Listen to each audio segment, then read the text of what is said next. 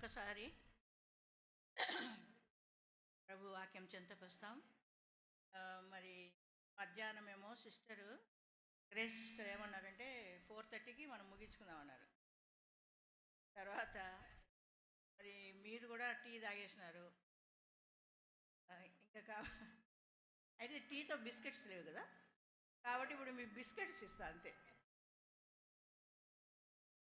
కాబట్టి టీ తాగినారు కాబట్టి టీతో పాటు బిస్కెట్స్ నేను వాక్యంలో నుంచి మీకు చూపిస్తాను. నేను చెప్పిన ఈ యొక్క సామెతలు గ్రంథం 31వ అధ్యాయం 30వ వచనంలో మనం ఏమి చూడబోతున్నాము అంటే ఏం చూడబోతున్నామంటే ప్రభు నాకు ఏమి బయలుపరిచిన ఆ అంశాలు నేను మీకు చూపిస్తూ వచ్చిన. దానిలో ఒక్కటే అయిపోయింది, ఒక్క భాగం అయిపోయింది. తిరిగి నాకు ఒక హాఫ్ అన్ అవర్, అర్ధగంట సమయం ఇచ్చినారు, అంటే 30 నిమిషాలు. 30 నిమిషాల్లో ఇంకొక భాగాన్ని మనం పూర్తి చేస్తాం. మిగిలింది రేపు మనం పంచుకున్నామంటే అక్కడికి అది సమాప్తి అవుతుంది. ఒక అంశాన్ని పూర్తిగా మనము ధ్యానించినట్లు అవుతుంది. అందుకొరకు దయచేసి కొంచెం ఓపిక పట్టండి. మీరు ఈ ఫోన్స్ అన్నీ పక్కన పెట్టేసేయండి, ఫోన్లు పక్కన పెట్టండి. దేవుని పరిశుద్ధ గ్రంథంలో నుండి సామెతల గ్రంథము 31వ అధ్యాయం 30వ వచనము. అందము మోసకరమైనది, సౌందర్యము వ్యర్థము, కానీ యెహోవాయందు భయభక్తులు కలిగిన స్త్రీ కొనియాడబడును. ప్రేమగల రక్షకుడు మనతో మాట్లాడినట్లుగా చిన్న ప్రార్థన చేసుకుందాం. పరిశుద్ధుడా, ప్రేమగల పరలోకపు తండ్రి, నమ్మకమైన దేవా, మా స్తుతులకు కారణభూతుడు అయిన దేవా, మమ్మల్ని పుట్టించిన మా తండ్రివి, మమ్మల్ని రక్షించినావు, మమ్మల్ని ప్రేమించినావు, భద్రపరుచుచున్నావు. ఈ సాయంకాల సమయంలో మీ పాదాల చెంత కూర్చొని మీ మాటలు వినటానికి మాకు అనుగ్రహించిన ఈ సమయాన్ని బట్టి వందనాలు. దయగల తండ్రి, నాయన మాతో మాట్లాడండి, వినుబుద్ధి మాకు పుట్టించండి నాయన. మరి చెదిరిపోయే మా తలంపులన్నీ కూడా మీకు లోబడినట్లుగా చెరపట్టండి దేవా. మరి సమయం మించిపోయింది. మరి సహజంగా సహోదరులు ఎన్నో బాధ్యతలు ఉంటాయి. మరి అటువంటి సమయంలో దేవా, నీ వాక్యం మీద మనసు నిలిపాలంటే కొంచెం కష్టంగానే ఉంటుంది. అయితే కరుణామయుడవు, సహాయం చేసే దేవుడవు, మా బలహీనతలన్నీ మీరు వహించినారు గనుక తండ్రి, మీరే మమ్మల్ని బలపరిచి మా ఆత్మలో ఉత్సాహాన్ని, సంతోషాన్ని పుట్టించండి దేవా. దయగల మా తండ్రి, విసుగు, నిరాశ, మరి తండ్రి సోమర్తనము అవి మమ్మల్ని లోబర్చుకోకుండా సహాయం చేయమని వేడుకుంటూ, నన్ను కూడా నీ యొక్క దయాహస్తాలకు అప్పగించుకుంటూ దేవా, బలహీనరాల్ని, నా నోటిని, నా గొంతును, నా నాలుకను పరిశుద్ధపరచండి. మీ పవిత్రమైన వచనాలు పలకటానికి కృప చూపించమని మా ప్రభువైన యేసుక్రీస్తు పరిశుద్ధ నామంలో స్తుతించి ప్రార్థించి వినయంతో వేడుకుంటున్నాను తండ్రి, ఆమేన్. కాబట్టి మనం ఉదయం చూసుకున్నట్లుగా మరి మన సుందరుడైన పరిశుద్ధ ప్రభువు మన కొరకు ఏం చేసినాడో, తన స్వరూపాన్ని పోగొట్టుకున్నాడు అని మనం చూసినాం. కనుక మరి బాహ్యమైన సౌందర్యానికి మనము చోటు ఇవ్వకుండా అంతరంగ సౌందర్యాన్ని మనం పెంపొందించడానికి ఇందాక సహోదరి మనకు ఏ హెచ్చరికలైతే చేస్తూ వచ్చినారో, ఏ విధంగా మనం క్రైస్తవ జీవితాన్ని జీవించాలో అవన్నీ మనం మనసులో పెట్టుకొని విని మర్చిపోయేవారం కాకుండా, కనీసం ఒక 10 మాటలు ఉంటే కనీసం 2 మాటలైనా మనము గుర్తుపెట్టుకోవాలి. అది నిజమైన క్రైస్తవ బిడ్డ యొక్క లక్షణం. కనుక ఇక్కడ మనకు 2వ భాగంలో యెహోవాయందు భయభక్తులు కలిగిన స్త్రీ కొనియాడబడును. కనుక యెహోవాయందు భయభక్తులు అన్న మాట కొంతమటుకు ఉదయము సహోదరి పంచుకుంటూ వచ్చినారు. అయితే ఇంకా మరి కొద్ది, అంటే నేను చెప్పినాను కదా, అది ఒక గని త్రవ్వే కొద్దీ దొరుకుతూనే ఉంటుంది. కాబట్టి మరికొన్ని తలంపులు రేపు ఉదయం చూద్దాం. కానీ ఇప్పుడైతే ఈ స్త్రీ అనే మాటను మనం చూసుకుందాం. ఎందుకంటే స్త్రీ అంటే ఎవరు? మనమే కదా. కాబట్టి మన కొరకు ఈ ప్రత్యేకమైన సభలు మనకు ఇవ్వబడ్డాయి.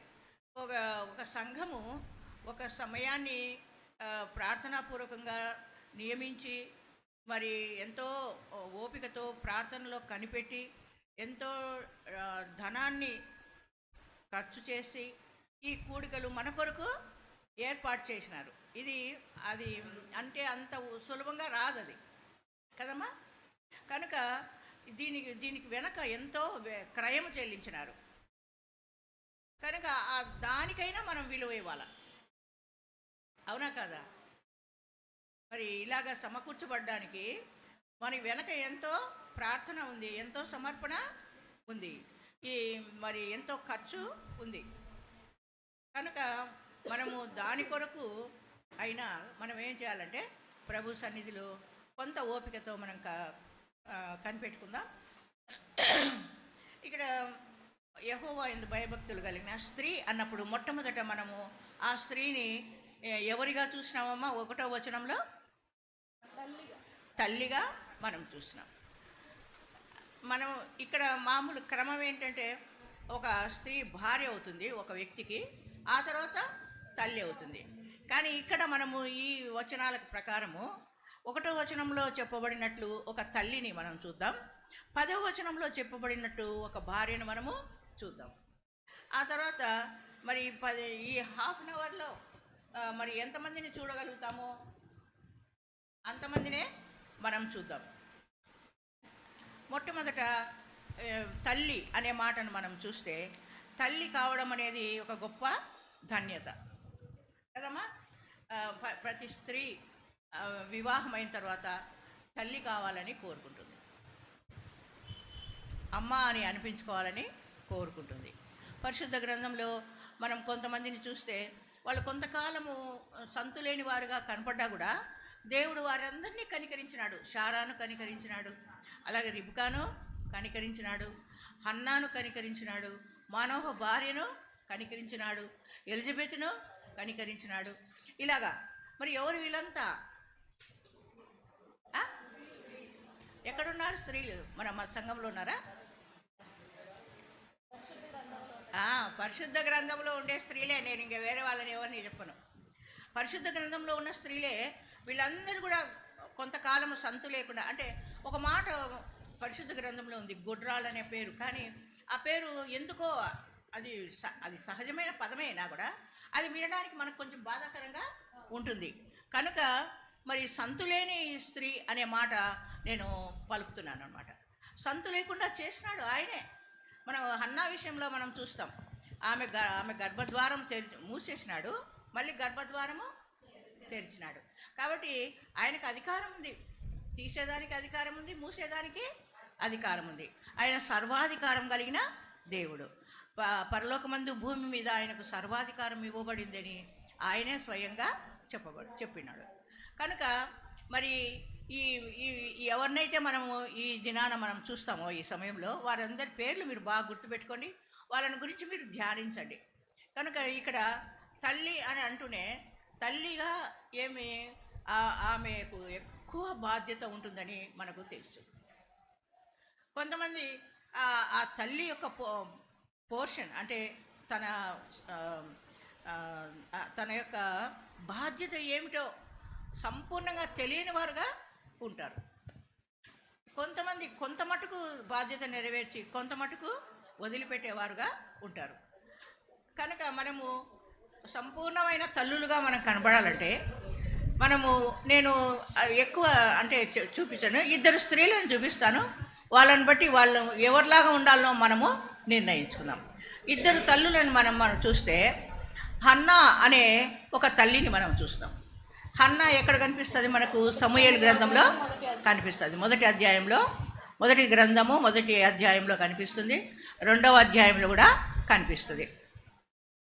మరి ఆమెకు ఒక కుమారుడు కలిగిన తర్వాత ఆమె ఏం చేసిందంటే మందిరానికి తీసుకొని వచ్చినప్పుడు అక్కడ ఏం రాయబడిందంటే, వాడు బ్రతుకు దినములన్నిట నేను వానిని యెహోవానగు నీకు అప్పగింతునని మ్రొక్కుబడి చేసుకొనెను. ఒకటో అధ్యాయం చివరి వచనం. కాబట్టి నేను ఆ బిడ్డను యెహోవాకు ప్రతిష్ఠించుచున్నాను, తాను బ్రతుకు దినములన్నిటిను వాడు యెహోవాకు ప్రతిష్ఠితుడని చెప్పెను. అప్పుడు వాడు యెహోవాకు అక్కడనే మ్రొక్కెను. అప్పుడు వాడు యెహోవాకు అక్కడనే మ్రొక్కెను.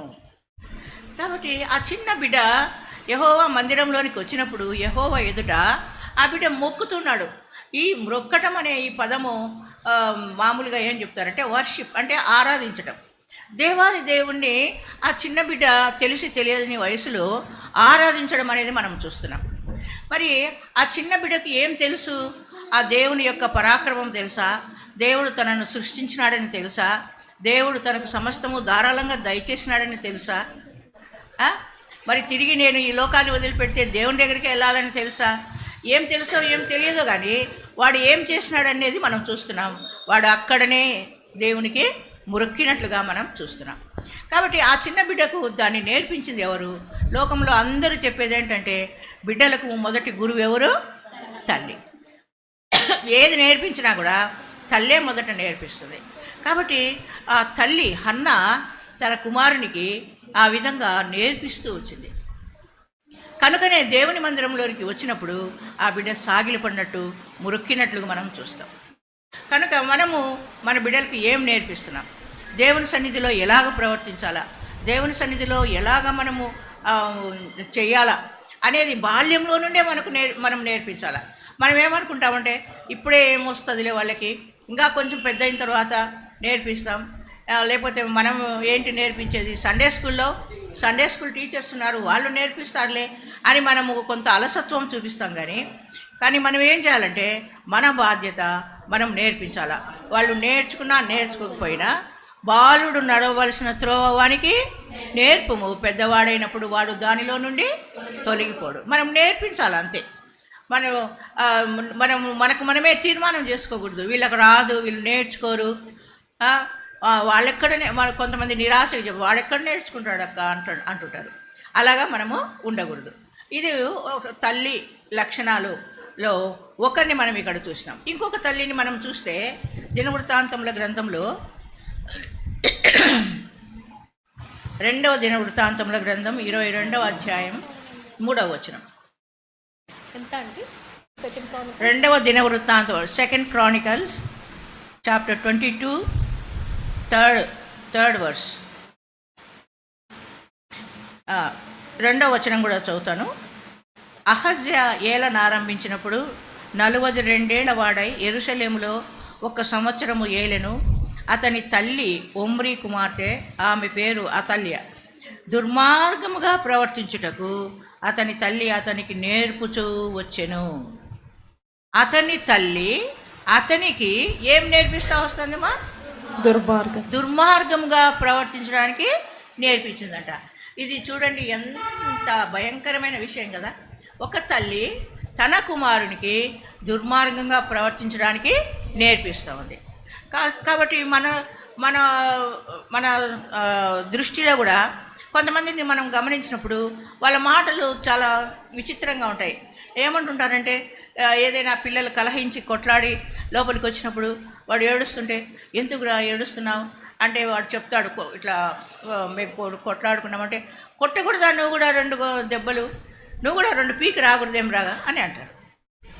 అలాగా నేర్పిస్తారనమాట. నువ్వు మాట్లాడలేకపోయినావా అని నేర్పిస్తారు. ఇంకా ఏం చేస్తారంటే కొంతమంది, అంటే మీకు అన్నీ మనకు తెలిసినవి, ఇవన్నీ మన మధ్య జరిగేవే, ఎవరు అతీతులు కాదు. కొంతమంది ఏం చేస్తారంటే పెద్దలకు తిరుగుబాటు చేయడం కూడా నేర్పిస్తారు. అది ఎక్కడ ఇళ్లలోనే ప్రారంభమవుతుంది. మన తల్లులు, ఒక స్త్రీ ఏం చేస్తుందంటే తన తల్లి అంటే ఆ బిడ్డకు అమ్మమ్మ అయ్యే వారి విషయంలో ఏ విధంగా ప్రవర్తించాలో నానమ్మ విషయంలో అలాగా ప్రవర్తించడానికి వాళ్ళు ప్రోత్సహించరు. అవునా కదా? ఇందులో సత్యం ఉందా? నేను ఏమైనా అబద్ధం చెప్తున్నానా? అంటే నేను ఏదో కొత్తగా ఏం చెప్పడంలా, లోకంలో ఉన్నదే నేను చెప్తున్నాను. లోకంలో ఎలాగైనా ఉండని, మనం లోకంలో ఉన్నా కూడా లోకానికి మనం వేరుగా బ్రతకాల. వాక్యం ఏం చెప్తుందంటే లోకమంతా దుష్టుని యందు పడి ఉన్నది అని ఉంది. దుష్టుడు అంటే ఎవరు? అపవాది. అవునా కదా? ఏమో సందేహం, దుష్టుడు, అపవాది, సాతాను, మన విరోధి, ఈ మాటలన్నీ ఒక్కరికే సంబంధించినవి. కాబట్టి లోకమంతా దుష్టంలో పడి ఉంది, కానీ మనం యేసుక్రీస్తులో ఉన్నాం. మనం ఆయన వాక్యమందు మనం నిలిచి ఉన్నాం కనుక వాక్యం మనకి ఏం నేర్పిస్తూ ఉంది? లోకానికి మనం వేరుగా మనం బ్రతకాల.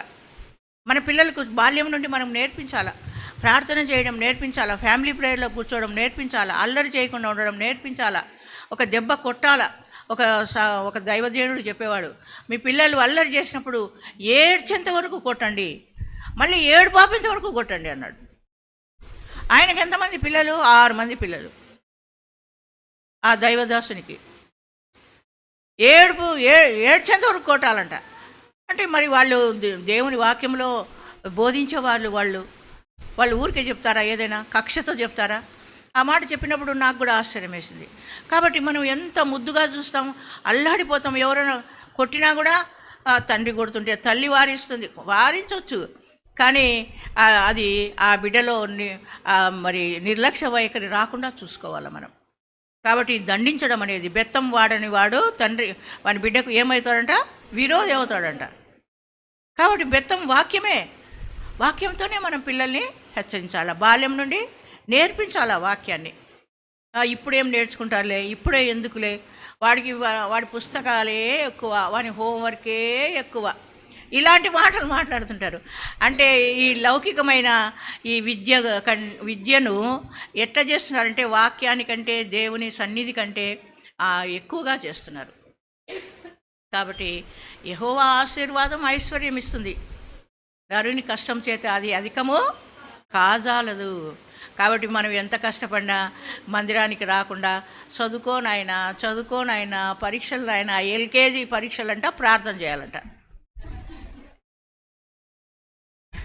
ప్రేయర్ రిక్వెస్ట్లు ఏమన్నా ఉంటే చెప్పండి అని అంటే, మా బాబు LKG అంట పరీక్షలంట. చూడండి, నాకు అనిపిస్తుంది, ఏం LKG పరీక్ష వచ్చి నువ్వు ప్రార్థన చేయి.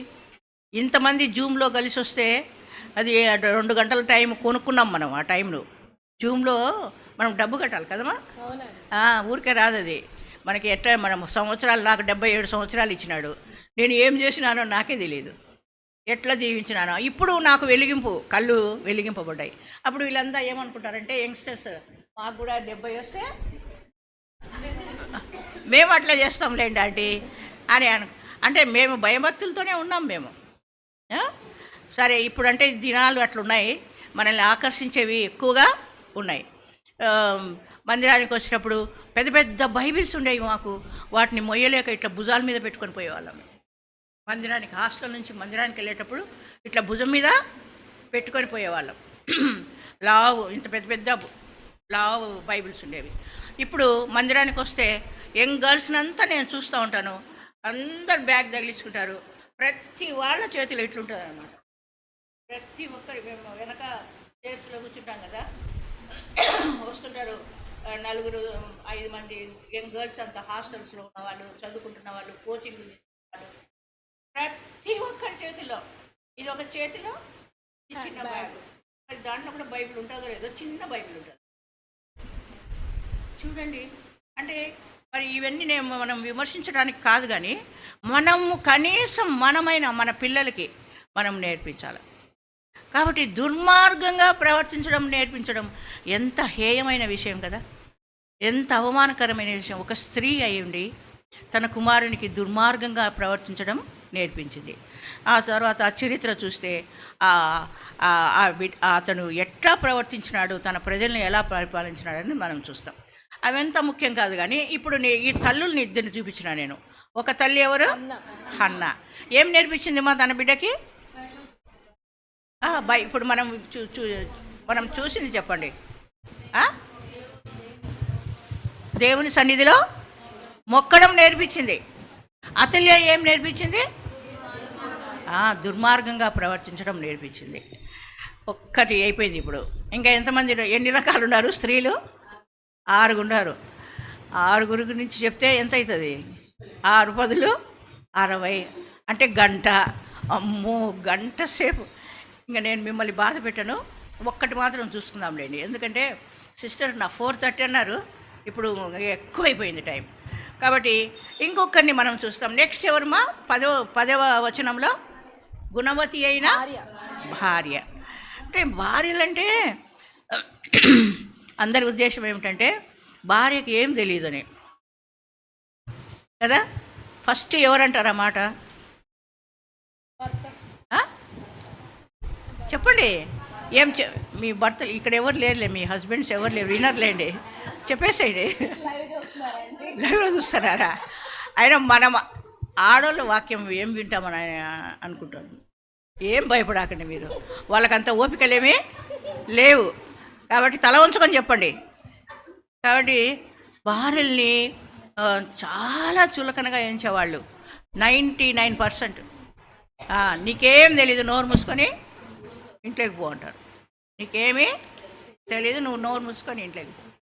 అయితే ఇంటి బాధ్యత అంతా ఎవరు చూసేది? భార్యనే.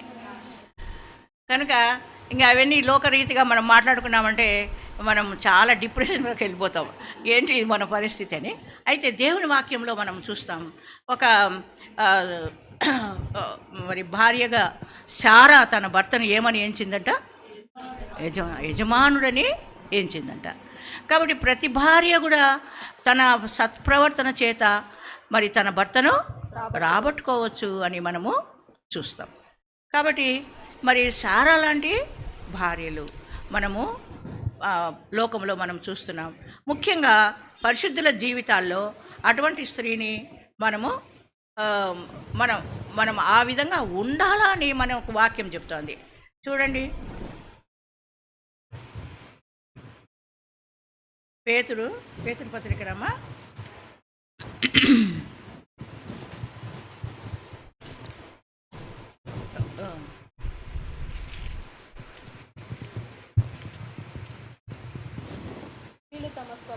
పేతురు 1వ పత్రిక 3వ అధ్యాయము 5వ వచనం. అటువలే పూర్వము దేవుని ఆశ్రయించిన పరిశుద్ధ స్త్రీలను తమ స్వపురుషులకు లోబడి ఉండుట చేత తమ్మును తాము అలంకరించుకునిరి. ఆ ప్రకారము శారా అబ్రహామును యజమానుడని పిలుచుచు అతనికి లోబడి ఉండెను. మీరును యోగ్యముగా నడుచుకొనుచు ఏ భయమునకు బెదరకి ఉన్న ఎడల ఆమెకు పిల్లలగుదురు. కాబట్టి శారా పిల్లలని మీరు అనిపించుకోవాలంటే మరి తమ భర్తలను యజమానులుగా ఎంచుకోవాలని, తర్వాత మరి లోబడి ఉండాలా అనేది ఇక్కడ మనం చూస్తున్నాం. అంటే అప్పుడు మనకు ఒక సందేహం వస్తుంది. లోకస్తుడైన భర్త ఉంటాడు, భార్య విశ్వాసురాలుగా ఉంటుంది, భర్త లౌకికంగా ఉంటాడు. అప్పుడు లౌకిక రీత్యా అతను కొన్ని పనులు చెప్తాడు, కొన్ని చోట్లకు పోదామంటాడు, కొన్ని చేయాలంటాడు, కొన్ని పద్ధతులు ఇస్తాడు, కొన్ని సంప్రదాయాలు చూపిస్తాడు. అలాంటప్పుడు లోబడి ఉండాలనా అనే ఒక సందేహము వస్తుంది. అయితే మనం ప్రార్థన ద్వారా వివేచన కలిగి అవి చేయాలనా చేయకూడదా, తర్వాత ఎందుకు చేయకూడదో నచ్చ చెప్పడానికి ప్రయత్నం చేయడం అనేది చాలా మంచిది. ఎందుకంటే చూడండి, నాబాలేమో మొరటివాడు, అబిగయలేమో సుందరి రూపసి సుబుద్ధి కలది. ఎట్లా జత చేసినాడు చూడండి ప్రభు. మరి ఆయనకు తెలియదా? ఆయనకు తెలివి లేదా అందామా మనము? మరి ఆయన ఉద్దేశం అట్లాంటిది అనమాట. నాబాలు మొరటివాడు అని బాగా స్పష్టంగా వాక్యము చెప్తోంది. సమూయేలు గ్రంథము 1వ గ్రంథము 25వ అధ్యాయంలో ఆ వృత్తాంతం అంతా ఉంది. మీరు రాసుకొని చదవండి. ఇవన్నీ ఇట్లా చదివితేనైనా బైబిల్ చదువుతారు. కాబట్టి అబిగయలు అలాగా ఉంటే నాబాలు మొరటివాడుగా ఉన్నాడు. అట్లా జత చేస్తాడు ఒక్కొక్కసారి.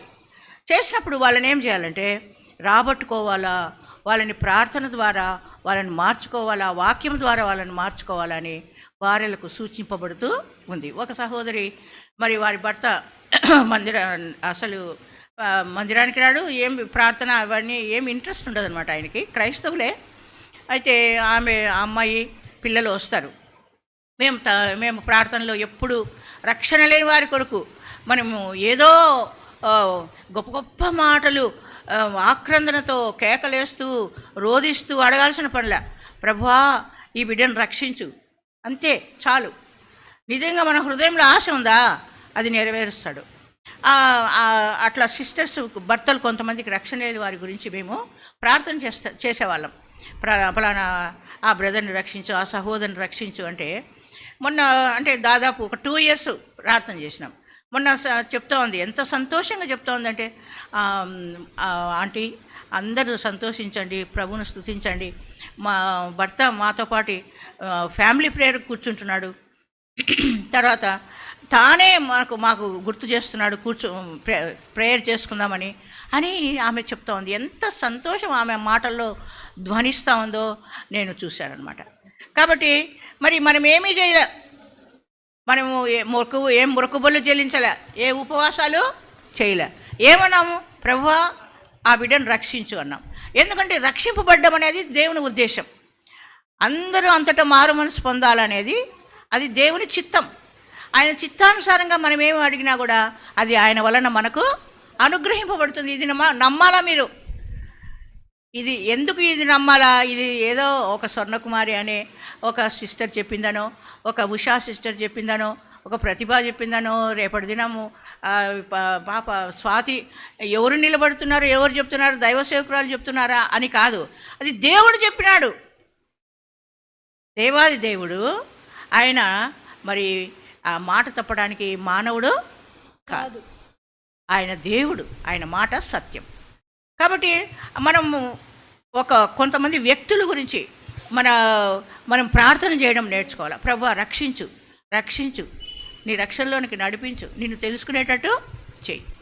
కాబట్టి ఒక మంచి భార్యగా, ఒకవేళ మీ భర్తలు విశ్వాసం లేని వారుగా ఉన్నారా, వాళ్ళ కొరకు ప్రార్థన చేయండి. ఇంకొక భార్యను మనం చూద్దాం. ఇంకొకటే, నేనేం చెప్పను, మనం సెలవు తీసుకుందాము. రాజుల గ్రంథం, మొదటి రాజులు 21వ అధ్యాయం.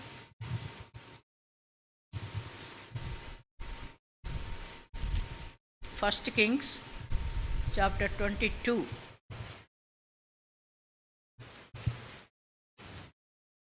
22 కదమ్మా, 21, 25. తన భార్య అయిన యెజబెలు ప్రేరేపణ చేత యెహోవా దృష్టికి కీడు చేయు తన్ను తాను అమ్ముకొనిన అహాబు వంటి వాడు ఎవ్వడూ లేడు. కాబట్టి ఇక్కడ మనకు కొన్ని మాటలు కనిపిస్తున్నాయి.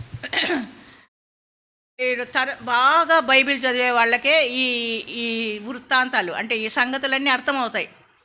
లేకపోతే ఆ అబిగయిలు ఎవరు, ఈ నాబాలు ఎవరు, కొంచెంసేపు సారా అనే ఆ భర్తని యజమాని అనే, మళ్ళీ ఇంకా ఏందో చెప్పా, మళ్ళీ అంతలేపులో యజబెల్ అంటా ఉంది. ఎవరు వీళ్ళంతా? కాబట్టి మనం దేవుని బిడ్డలంగా ఇంకా ఎరుకలేని వారంగా మనము ఉండకూడదు. నీకు తెలీదా, అది కూడా తెలీదా అంటారు కదా.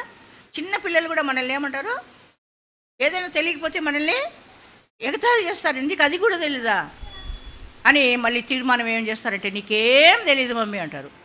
కాబట్టి అట్లా అనిపించుకోకూడదు. మనం ఈ పరిశుద్ధ గ్రంథం విషయంలో మన దేవుని సంగతులు మనం అనేకం తెలుసుకోవడానికి మనము ఎంతో ఆశ కలిగి ఉండాలి, ఎంతో ఆసక్తి కలిగి ఉండాలి. ఏదో ఇట్లా సందర్భాల్లో చాలా శ్రద్ధ చూపిస్తాం, ఆసక్తి చూపిస్తాం, కానీ ఆ తర్వాత మర్చిపోయే వారంగా మనం ఉండకూడదు. ఈ యెజబెల్ ఎవరంటే ఒక రాజుకు భార్య. ఆ రాజు ఎవరంటే ఆయన ఆహాబు భార్య. ఆహాబు ఎవరంటే ఇశ్రాయేలీలకు రాజు. రాజు అంటే ఏం చేయాలమ్మా? ప్రజల్ని రంజింపజేయాలి, అంటే ప్రజల్ని సంతోషపెట్టాలి. ప్రజల్ని సంతోషపెట్టేవాడే రాజు. రాజు అనే పదానికి అర్థం అదే, రంజింపజేయువాడు అంటే సంతోషపెట్టేవాడు. ప్రజల యోగక్షేమం విచారించాల, ప్రజలకు ఏది మేలోనే చూడాల. కానీ ఈ ఆహాబు ఏం చేసినాడంటే ప్రజలను నాశనానికి నడిపించినాడు, ప్రజలను పట్టించుకోనే లేదు. పైగా ఒక బీదవాని ద్రాక్ష తోటను దొంగిలించినాడు. ఒక బీదవాని యొక్క రాజుకి ఏమైనా తక్కువ ఉందమ్మా? రాజుకి ఏమైనా తక్కువ ఉంటుందా చెప్పండి? ఏం మాట్లాడరే? ఏం తక్కువ ఉండదు, అన్నీ ఎక్కువే ఉంటాయి కదా. ఆయన కోరుకుంటే దెబ్బలకు కూడా కొదవలేదని ఉంది. కనుక మరి అలాంటి వాడు ఒక బీదవాని ద్రాక్ష తోటను దొంగిలించడం ఏంటి? ఆ దొంగిలించడానికి భార్య సహకారం ఏంటి? ఈ భార్య ఏం చేసిందంట? ఆమె పేరు ఎవరు? యెజబెలు. యెజబెలు ఏం చేసిందంట? యెహోవా దృష్టికి కీడు చేయ తన్ను తాను అమ్ముకొనిన ఆహాబు. యెహోవా దృష్టికి కీడు చేయనట్లుగా తన భర్తను ప్రేరేపణ చేసింది. చూసారా ఎట్లాంటి భార్యలు ఉన్నారో. కాబట్టి ఈ ఇద్దరిని మనము ప్రక్కన పెట్టుకుంటే ఒకరిని ఎవరిని చూసినామా మనము? సారాని చూసినాం. ఇంకొకరిని యెజబెల్ని చూసినాం. మధ్యలో ఒక అబీగైల్ కూడా చూసినాము. కానీ ఆమె గురించి నేను చెప్పడం లేదు. అది మొదటి సమూయేలు గ్రంథం 25వ అధ్యాయంలో ఉంది. ఒక స్టోరీ లాగా ఉంటుంది. అవైనా చదవండి దయచేసి. అవి మీరు చెప్పొచ్చు చిన్నపిల్లలకి కథలుగా. కాబట్టి చదవండి. ఈరోజే చదివితే మనకు జ్ఞాపకం ఉంటుంది. కనుక ఈ భార్యల్లో మనం ఎవరిలాగా మనం ఉన్నాం, మనం స్వపరీక్ష చేసుకోవాలా. ఇలాగా చేసుకుంటేనే మనము దేవుని దృష్టికి యథార్థమైన భక్తిపరులంగా, ఆయన రాకడలో మనం ఎత్తబడే వారంగా ఉంటాం. మరి ఇందాక మనము విన్నాం, ఎత్తబడదువా లేక విడువబడదువా అనే పాటలు కూడా ఉన్నాయి. కాబట్టి ఏంటి ఈ ఎత్తబడ్డం ఏంటి, ఈ విడువబడ్డం ఏంటి అని మళ్ళీ మొదటికి వస్తారేమో మీరు. కాబట్టి మరి దయచేసి కనీసం మనం చదవకపోయినా శ్రద్ధగా నియామక కూడికలకు రండి. సంఘంలో మన కొరకు ఏర్పాటు చేసిన నియామక కూడికలు వచ్చి దైవదాసుడు ఏం చెప్తాడో అవి వినడం ద్వారానైనా మన దైవిక జ్ఞానము లేకపోతే సత్యం విషయమైన అనుభవ జ్ఞానంలోకి వస్తాం. కనుక మరి రేపు అనుమతి మనకు దొరికితే, సమయం దొరికితే మిగిలిన స్త్రీలను కూడా చూచి ఆ తర్వాత భయభక్తులు అంటే ఏంటి, ఎవరి ఎడల మనం చూపించాలా, ఎందుకు చూపించాలా అనే ప్రశ్నలకు సమాధానం పరిశుద్ధ గ్రంథంలో నుండే మనం చూద్దాం. ఆ తర్వాత కొనియాడబడిన ఒక్క స్త్రీ, తన యొక్క భయభక్తులను బట్టి కొనియాడబడిన ఒక స్త్రీ రోమీలకు రాసిన పత్రిక 16వ అధ్యాయంలో నుండి చూచి క్లుప్తంగా మనము మన సెషన్ 2 days సెషను నా భాగము నేను ముగించడానికి నా కొరకు మీరు ప్రార్థన చేయండి. ఇప్పుడు మీరు ఎంతగా ప్రార్థన చేసింటారో నాకు తెలుసు. ఎందుకంటే అమ్మో ఈ ఆంటీ నిలబడితే 1 hour తప్పకుండా తీసుకుంటుంది. దేవుడా దేవుడా దేవుడా కొంచెం మా మీద దయ చూపించడు ఆయన, ఒక్కసారి జ్ఞాపకం చేసుకో, ఈ ఆంటీ నుండి మమ్మల్ని విడిపించు అని మీరు చాలా తీవ్రంగా ప్రార్థన చేసినారు. కాబట్టి నన్ను నేను అణుచుకొని కుదిలించి అక్కడికి ముగిస్తున్నాను. లేదులేండి, మీరంతా బాగా వినేవాళ్ళు, తమాషకి చెప్పాను, కొంచెము రిలాక్స్ అవుతారని.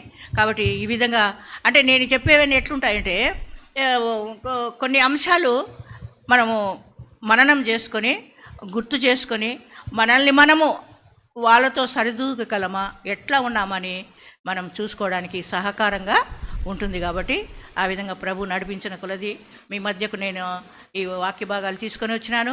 ప్రభువే ఈ మాటలు మన మధ్యలో మన మనసులో స్థిరీకరించును గాక. చిన్న ప్రార్థన చేసి నేను ముగిస్తాను, తర్వాత సిస్టర్ చేస్తాను. ప్రేంగల తండ్రి, పరిశుద్ధుడా, నీ పరిశుద్ధ పాదములకు వందనాలు.